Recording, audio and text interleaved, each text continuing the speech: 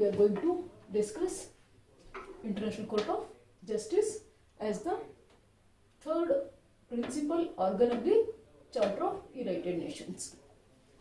You know that International Court of Justice is the predecessor of Permanent Court of International Justice. It is the chief judicial organ of the Charter of United Nations.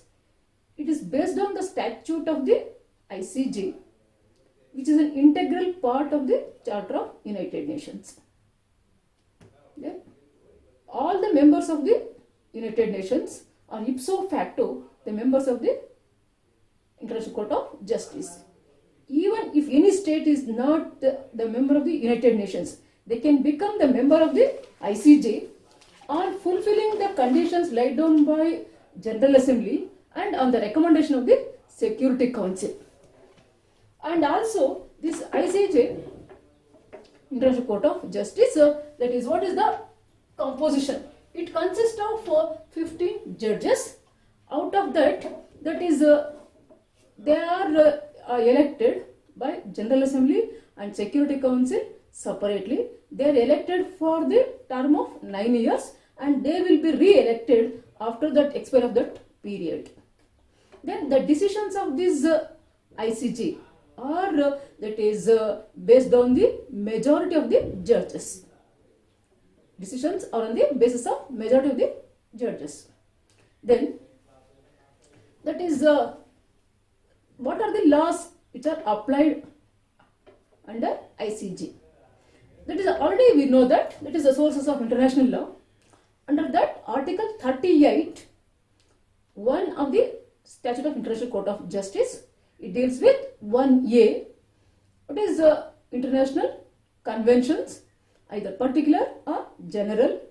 38B, international customs.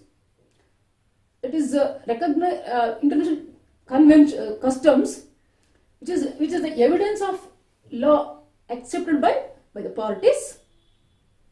Evidence of general practice accepted as law by the state parties. Third one is general principles recognized by civilized nations.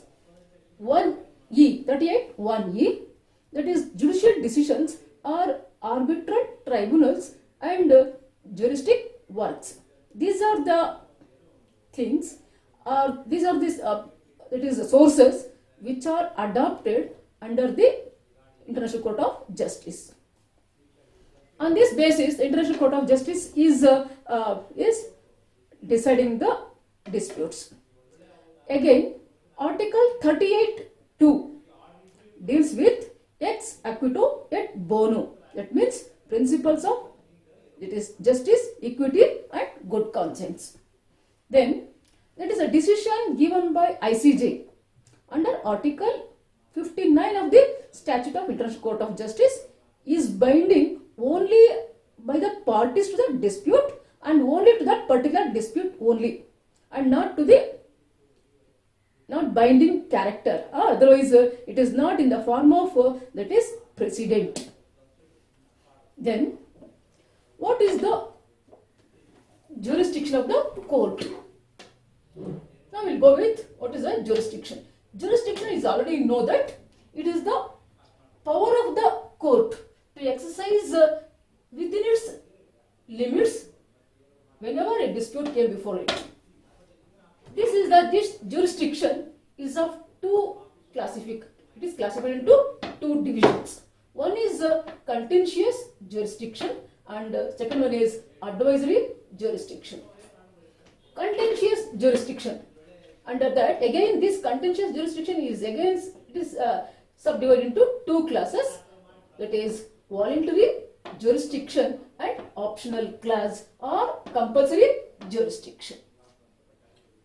These are the two broad classifications which are made under the Charter of United Nations. Now we'll go with what is contentious jurisdictions. That is Article 36, subclass 1 of the Statute of International Court of Justice. It deals with voluntary jurisdiction. Voluntary jurisdiction here, that is the states themselves voluntarily entrust the dispute to the court. That is what is called as voluntary jurisdiction. Then optional clause or compulsory jurisdiction. In optional or compulsory jurisdiction, in that is the states which are the parties of the to the dispute, under Article 36 subclass 2, they confer certain jurisdiction on the court, and the court that is provides under the existing parties who are the parties to the statute. Whenever they declare with regarding to disputes with any other state, if the state also that is similarly accept those obligations, they can entrust, they can confer on the court, the International Court of Justice, what is called as optional clause or compulsory jurisdiction. For example, there is a jurisdiction which is filed by Nicaragua versus United States of America. In that way, it is what is called as contentious jurisdiction. Means the International Court of Justice is having the jurisdiction with regard to the matters or the disputed matters which came before it. Number of cases which are resolved by the ICJ. We'll go with next next heading. Next, what is called as advisory jurisdiction.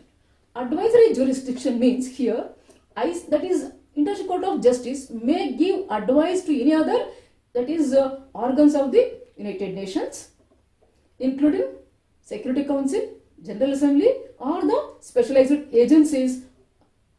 Then on any it is having the jurisdiction with any matter relating to the validity of law or the international law. In such cases, at the request of any organ of the International Court of Charter of United Nations or the specialized agencies, at the request of those bodies, it can give advisory jurisdiction. For example, you already know that that is certain expenses on the organization.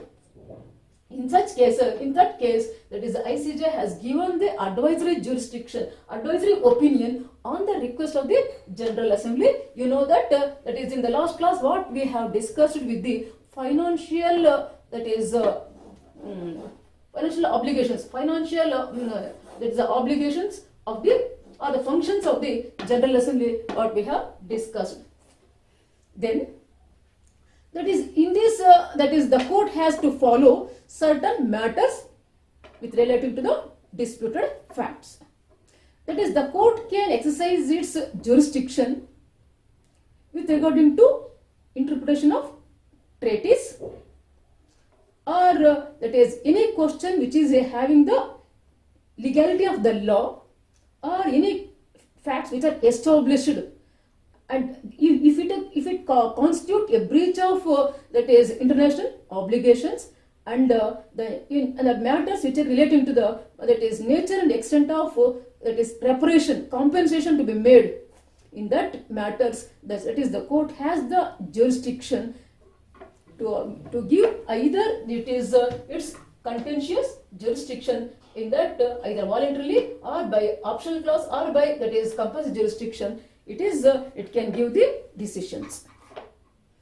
Then that is under Article 41, that is the International Court of Justice. It also provides that is it can give the it can grant, otherwise what is called as that is interim relief. It has the power to grant interim relief in relating to the cases. This is about that is the jurisdiction of the International Court of Justice. Last one, that is contribution of the court, ICJ or PCIJ, for the development of international law. That is ICJ or the PCIJ, that is they are given tremendous contribution for the development of international law, either by interpretation of the treaty on particular disputes, or interpreting the charter or other treaties, and also that is with regard to the international laws. For example, that is the decision given by ICJ in Anglo-Norwegian fisheries case with regarding to the breadth of territorial waters. In that dispute, that is a question came before the court with regarding to the delimitation of breadth of territorial waters. The court has given the interpretation that is the principles of that is equity can be applied in order to resolve the dispute. It was the one of the contribution given with regard to the law of the sea in this case. Next, another one more case, that is Carpal Channel case. In this case also you already known that the facts of the case in state responsibility we have discussed. Now that is in this case, that is the International Court of Justice has laid down the principle of what is called as self-defense. That is what is self-defense, which is applied under the Charter of United Nations under Article 51. If there is any immediate apprehension, or if there is any immediate attack on the state, or that is either the individual state or that is the collectively the states can protect themselves. What is called as that is till the Security Council takes the measures, but that is the state which is counteracting with regarding to the attack. That state the measures to be taken by only to be reasonable and proportionate. Otherwise, it cannot exercise self-defense. That is a self-defense which is explained under the Caroline case. Or that is in this case also, that is Carpal Channel case also, that is ICJ said that that is the coastal states can exercise their territorial sovereignty within the reasonable jurisdiction, and there is an obligation on the coastal state to disclose any dangers which is involved in that territorial waters. Or with regarding to innocent passage. What is innocent passage? Again, we already discussed in that is the law of the sea under territorial waters. What is innocent passage? Again, the innocent passage is that passage is innocent as long as it is not causing any harmful to the coastal states peace, good order, and freedom of that territorial waters. And the state can, that is what is the innocent, that is the state can navigate on the waters, but it should not go to the internal waters of the coastal state. It can stop or anchor only in case of that is emergency. This is the principle which was laid down in that is the Carpal Channel case with regard to the innocent passage. And also the principle of non-intervention, already known that in military and paramilitary activities in and against Nicaragua. It is yesterday what we have discussed about, that is the principle with regard to the Charter of United Nations. Under Article 2, Para 7, it was held that is no member state has the right to intervene in the domestic affairs of any other state, either as to use threat of force or against the territorial integrity or the political independence of the state, which was laid down under Article 2, Subclass 4 of the Charter of United Nations. Like this, that is the ICJ has given, that is interpreted the laws, international laws and the treaties, and has that is given that is contribution to the development of international law. The same thing what we already discussed in number of cases, that is in US diplomatic and consular staff in Tehran with regard to state responsibility, or what we that is recently we discussed about diplomatic immunities and privileges conferred under the Vienna Convention on Diplomatic Relations 1961. In that that is the court has clarified certain that is the provisions with regard to the treaty developments, and it clarified that is the diplomatic envoy should be conferred certain that is privileges and immunities under the treaty. If it is any breach of that would amount to that is breach of that is international treaties. For that state of Iran is held liable. In that way, same day, that is in reparation case. reparation for injuries suffered in the services of United Nations. In that, the ICJ has given its decision with regarding to the whether United Nations organization as being a international personality, whether it can claim any compensation under international law. This was also clarified by ICJ that United Nations organization as being an international personality and it has certain rights and duties under international law. It can claim and get the compensation on behalf of the organization as well as the victim. Then lastly, we go with in certain expenses of the United Nations organization. In the General Assembly financial functions, what we already discussed, that in that that is the court has given, that is the ICJ has given, it is what is called as advisory jurisdiction. It was advisory jurisdiction was requested by General Assembly to ICJ with regarding to certain expenses of the United Nations. In this case, that is United Nations peacekeeping force, which was sent to, that is Egypt, with regarding to the Suez Canal or Congo crisis. That the expenses which were made, which were considered as a huge amount, and Russia held that, Soviet Russia held that it is contrary to the principles of Charter of United Nations, because that is Security Council is being the primary responsibility to maintenance of international peace and security.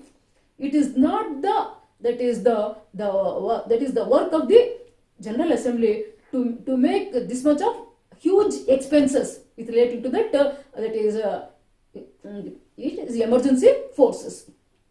For that matter was brought before that is ICJ, and ICJ in its advisory opinion, it said that General Assembly has the power to do anything according to the Charter of United Nations, and that is all the expenses which are incurred towards the organization are to be borne by the members of United Nations organization. This is like this. That is the decisions given by ICJ and PCIJ. For example, in case of Corso factory or right of innocent passage, that is the decision given by ICJ or PCIJ are most